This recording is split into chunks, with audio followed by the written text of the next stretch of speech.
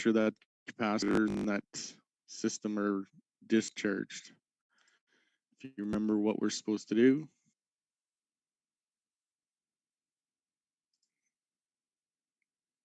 So again, before you want to work on that strobe pack or the light, right, make sure you put all the aircraft power off to that circuit. And you want to give it time to discharge, right? Slowly discharge that cap. You don't want to be the path that it allows it to discharge. So go do something else, right? Fix a Ford. Could we eat up easy 20 minutes? Not go for a coffee. So again, that strobe light bulb gives you that high intensity flash, and typically you can hear it. I don't know if you stand next to your craft while that strobe's going off, but you can hear those capacitors charging, and it's got a telltale whine as it builds and collapses. So you can tell that the strobes are running. Again, you want to make sure that you don't touch the glass portion of that light bulb. Again, you have oil on your hands. Any light bulb, you don't want to touch it with your bare hands. So again, any amount of oil on that light bulb can cause it to crack, and then it's going to be unserviceable.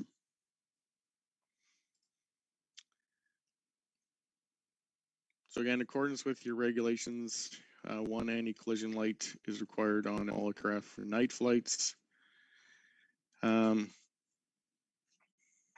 Again, it has to illuminate a specific range. So again, most newer aircraft employ one red flashing light. Again, most aircraft usually run two, one at the highest point on the aircraft and the other on the belly, so that it's visible from the top and the bottom. Your landing lights, again, a lot of ability to upgrade to LEDs. This one is an LED light. So again, obviously, landing lights are made to illuminate the runway for when you're trying to do your landing. Again, you want a very powerful light, and you want it directed forward. So it's got a reflector or something to shape it directly ahead of you. So again, get the maximum illumination in front of the aircraft so that you can see. So again, it has usually attached to a stationary part of either the landing gear, could be installed in the leading edge of the wings, or it could be inside the engine cowl. So there's an example of one inside the cowling.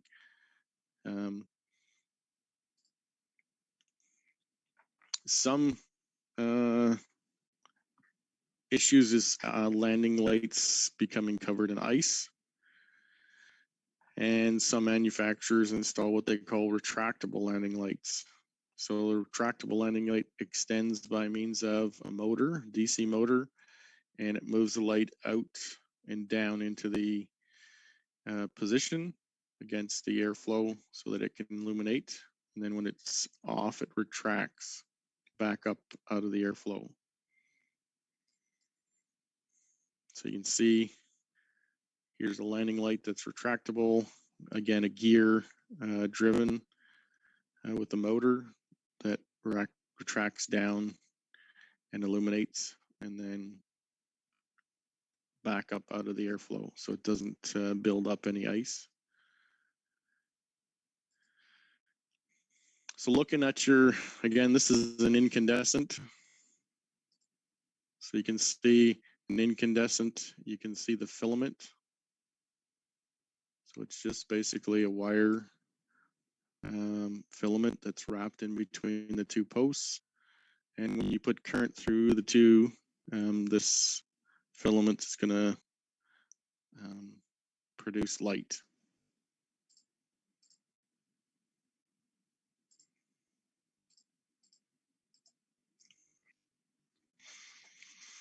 So So we also can get them mounted on the gear. One thing you want to make sure is that the light will automatically turn on and off when you extend or retract the gear. So you don't want the bulb going on or being on if the gear's up for obvious reasons, right? Heat, you don't want it to catch on fire. So the light should only come on once the gear's retracted or extended. So you notice the landing lights have more of a clear lens, and again is pointing in front of the aircraft. And usually what you want to do is when they're changing the bulbs, typically they'll have a keyway on the bulb or the lamp, so it only can usually go in one direction, but usually they want it as close to horizontal or parallel to your horizon as possible. So again, most of them have a keyway to make sure that it goes in that direction. So when you replace the light, you put it back the same way.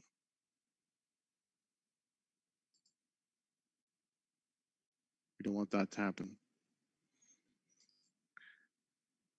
So you can see now, looking at a taxi light, you can see the lens on the taxi light is actually diffused, right? So it's going to actually spread the light out wider so that you can see a lot wider on either side of the light compared to the landing light.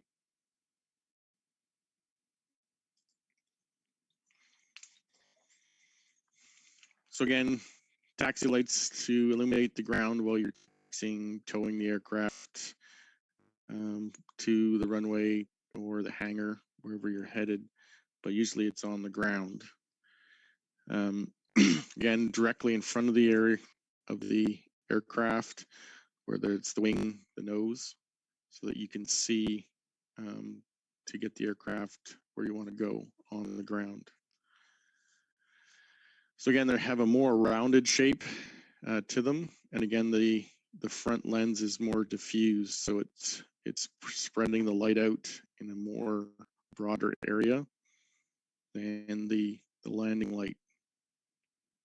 Again, the filament, you want to try and mount it as horizontal or parallel to the horizon as you can. Again, still the same keyway to help them make sure you're in the proper position. So you can see in this one, yes, it does have quite a curve. Right, you can see the curve in the glass, and you can see that your light is diffused by these ridges.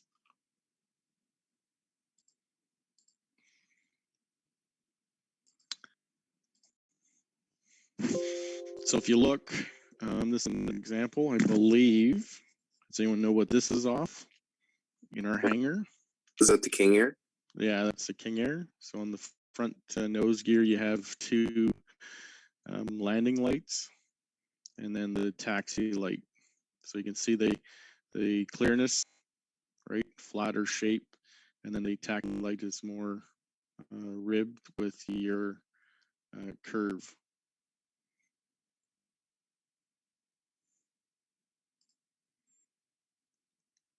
Anyone know what that one is?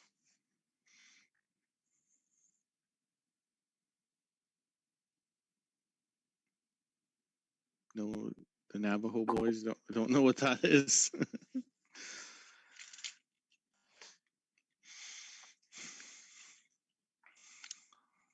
So again, that's a couple examples of the landing lights and taxi lights on the gear.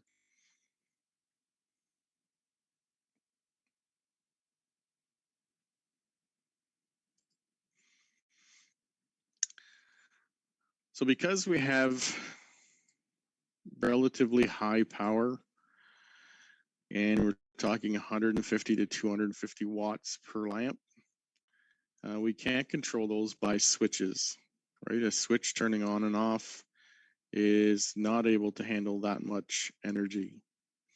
So what we're going to do is we're going to wire this lights onto a solenoid or a relay. So when the pilot activates the switch in the cockpit, it energizes the solenoid, and the solenoid actually switches the high power. So again, one of the things we usually want to do is we want to switch the ground, not the switching power.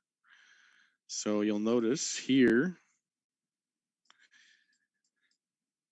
we have our plus coming in, which is a very large lug, which can handle lots of current for my light.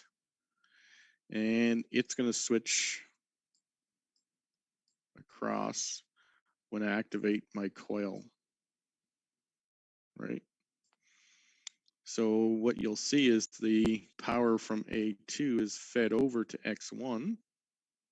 So now this circuit is powered, and all it's looking for is a ground. So when I switch my lights on, it's actually a ground that I'm providing.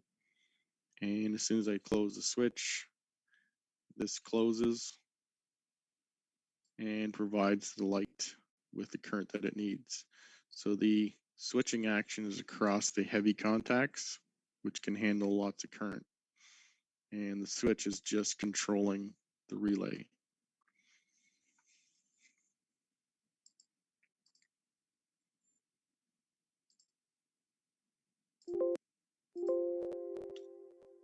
So again, looking at it more in the,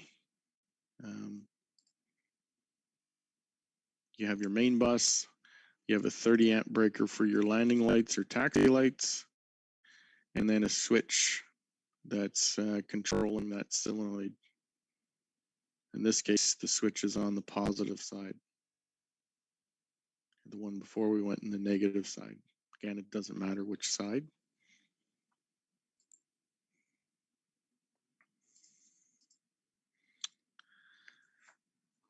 Does anyone know what that's off of in our hanger? This jack point might give you a hint.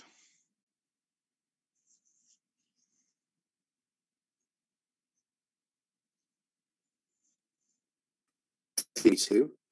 MU2, yeah. So the MU2, I believe that's the nose wheel doors open, and we have a light shining off out to the side.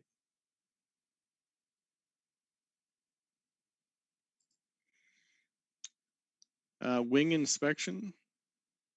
So again, we want to illuminate the leading edge of the wing to see if there's any icing conditions or anything wrong. So again, it gives us the ability to look at the leading edge while you're flying at night to see if the icing conditions are building up. And one of the things with an icing light is it is a go or no go item for your check sheet, right? You can't defer it. Yeah, and if you're servicing it as well on the ground, you can turn on the lights to illuminate around the aircraft.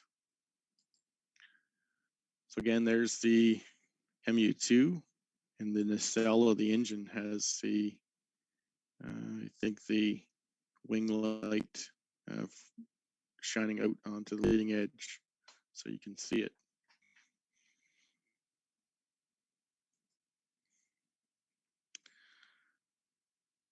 Now this is a hard one, but it had to go to number 4, but it could have to move up a little bit, I think.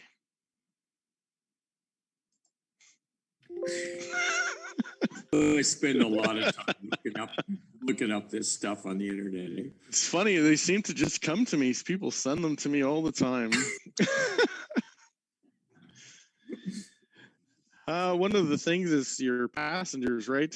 Larger aircraft, you're going to start to deal with passenger compartments. They don't like to walk around in the dark. A lot of times it's fluorescence. So again, like your buildings, your fluorescent walls.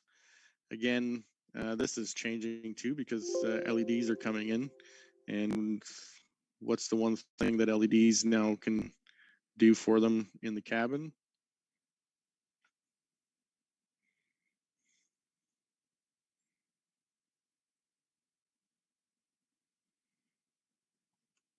well, the ability to have multi-colors, right? So if they have a company color, they can have accent lights, which are colored. And then by a flip of a switch, they can turn to white. So it gives them much more flexibility when they switch over to LEDs. Again, it's usually controlled by the switch. It could be an attendant panel that can turn on the lighting. Again, seating. Each seat usually has a reading light. And that means that you have the controls above the seat for each light. You got cargo areas and service compartments that you need lighting as well.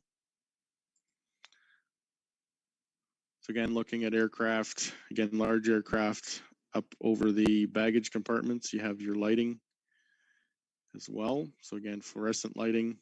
And again, because the aircraft's running AC, that gives them the ability to run fluorescent lighting. The bottom one, looking at a smaller corporate jet, again, lighting, spotlights on the side, vents, all needed.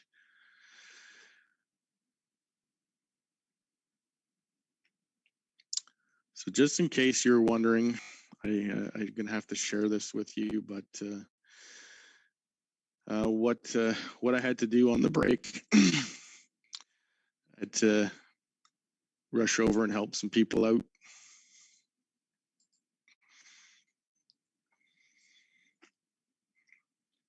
Then not all you, Brad. See, I didn't want to take all the credit, but How did you make out on the Brad? It reminds me of that picture of that dog trying to dig that boat out. it didn't take much.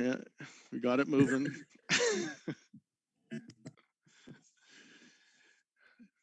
So I don't know how accurate these are anymore. I don't think we have to have no smoking anymore, but ordinance lights or seatbelt, fastened seatbelt lights, again, are controlled by the cockpit. So the captain can put on the signs for the passengers. So again, that's another thing we have to look at is how they work. And the cockpit, the pilot can turn on the fastened seatbelts and the no smoking signs. So again, just illuminates to let everyone know.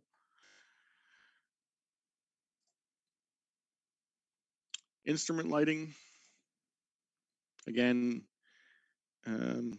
we wanted to illuminate the instruments. Sometimes it's by shining a light on the instrument, or sometimes it's lighting inside the instrument that we control. Obviously, we do not want to shine it directly in the pilot's eyes and blind him, even though it would be funny. So we want the instrument light to be directed towards the panel. So again, most instrument lights are shielded, so they're right towards the instrument. This one's called an eyebrow light, and it goes on top of the instrument. And each of these lights have just a small cutaway and shines in on the light. So it illuminates that instrument, and it's just a cap. So if you pull that cap off, there's a socket and the light bulb is inside of the cap. So it makes it easy to change the light bulb.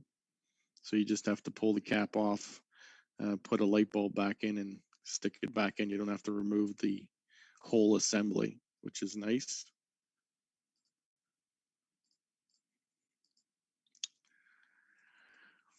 So the eyebrow lights mount on top of the instrument. Again, it's curved around the indicator or the instrument, and the light shines at a small little openings right onto the instrument. Again, they're nice because they can be easily and quickly changed with a new light bulb. You just pop the cap, put a new light bulb in, and change it.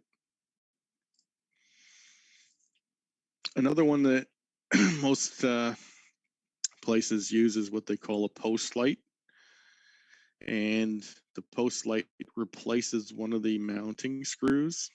So this is a brass screw, and it's hollow. So you notice the plastic at the bottom. Well, the plastic is actually touching the conductor, which goes up to the light. You can kind of see at the bottom here, this one's bluish color, but there's opening that's shining onto the instrument. So now what we're going to have is what they call a lighting bus. So we'll have a bus that's all these post lights are attached to. So it's a single wire. The ground comes from when it's attached to the panel. And we have all these lights attached to a bus, and then we control the bus. So most times what we want is a rheostat. So the rheostat is going to change the current and the voltage to the bus, and that gives me the ability to dim the lighting.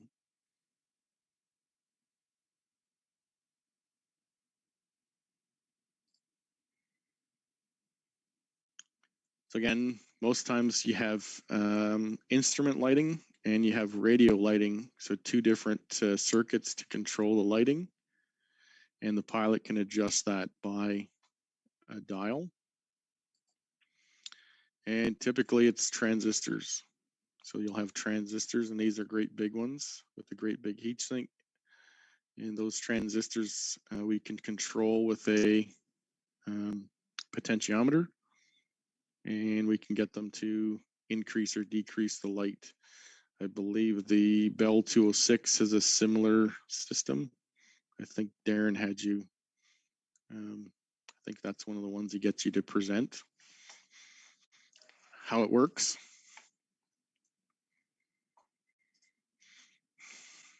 Annunciator lights, we've been over that, I think, a few times. Again, the red obviously is danger. Your amber is caution. Green is safe. And again, white is just for information. So most lights, or pretty much all the lights in the cockpit, can be dimmed, except anything that is red. So any red caution lights usually are not dimmable. Again, for obvious reasons. If it's a caution or emergency, they don't want you to miss it. So a lot of times you can do a test, warning lights test, and you can see there you got a couple red, but mostly green and yellow. Your master caution, again.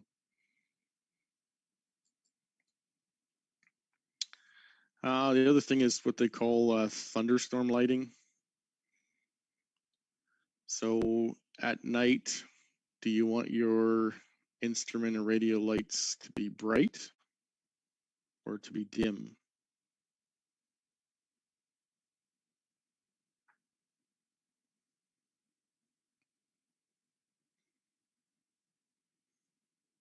No one? Think about your car. You'd want them more dim at night, wouldn't you? Yeah, so same thing with your car, right? You don't let your lights, your dash lights all bright. So typically most radios have a sensor in the front near the display that dims them automatically and at low light conditions. And when the sun's out, you can't see, it brightens it up. But with a thunderstorm, what happens is you get a flash of light, right? And then it goes back to dark.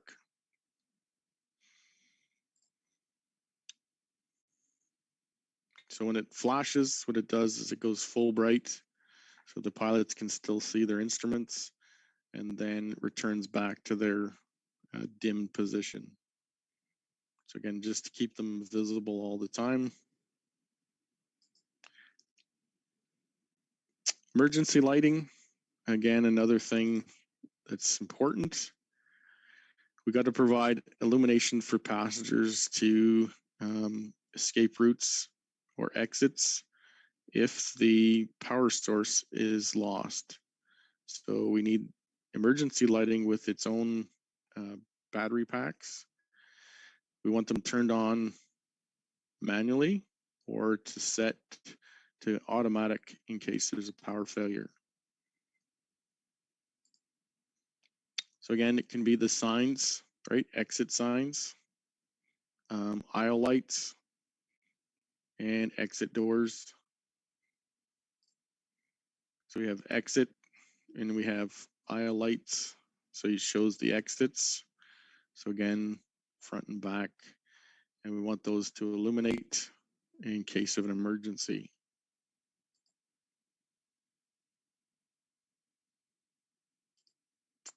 Again, in the floor, you can see the strip lighting down the floor to the exits. And again, it's just a strip mounted into the floor. Probably not your favorite thing to do because it's usually the disgusting grime and dirt all caked in those areas. But if they aren't working, then you have to pull them out and replace them. Exit lights, again, it mounted aft of each door directly to illuminate, again, the slide path. Again, also comes on as an emergency lighting. So the controls typically have an on, so you can turn all the emergency lighting on, it's off, or it's armed. So whenever it's in any position but armed, it illuminates a caution panel and it tells them that you're unarmed so that they know that the emergency lighting is not in the armed position. We'll find out in a minute. So emergency exit lights off, arm, and on. So as soon as passengers are on board, the aircraft has to be put into the arm position. There we go. So it's, again, the pilots are warned if it's not in the arm position. And then as soon as it's in there, it's good.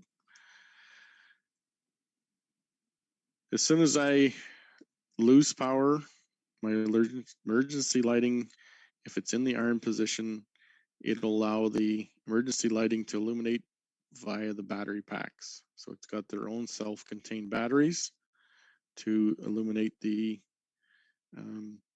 lighting.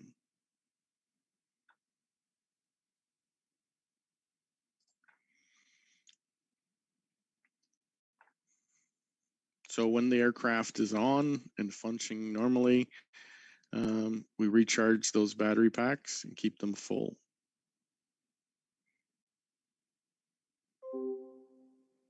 So to test the lights, all you have to do is go into the cockpit and place the switch into the on position. And then you can go through the aircraft and check your emergency lights. Once you're finished, you can go and put it back into the arm position.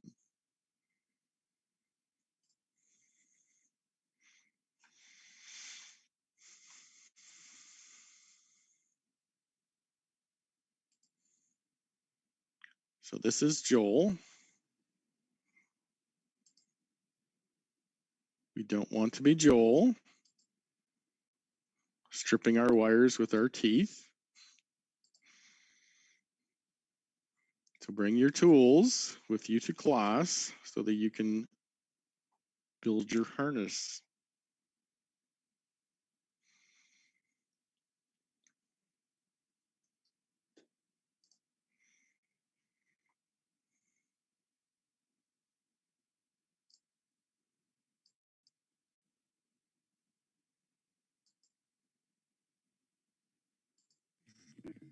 Again, you better check your truck before you go home tonight. You might see the tires missing out.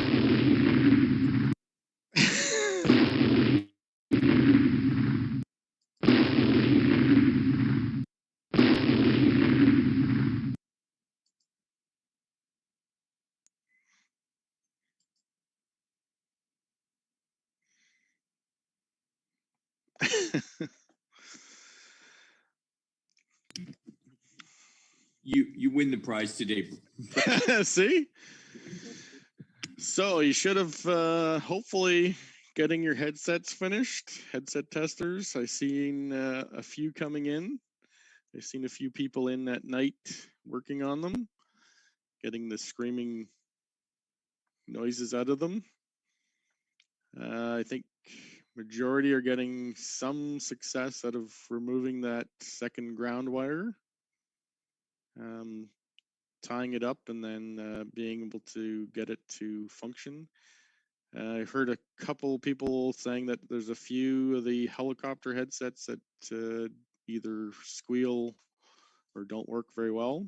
So just be careful that you get one that works. There is new fixed wing headsets, so make sure you use the new ones to check your fixed wings. Other than that, I think we're good for today. If there's any questions, make sure you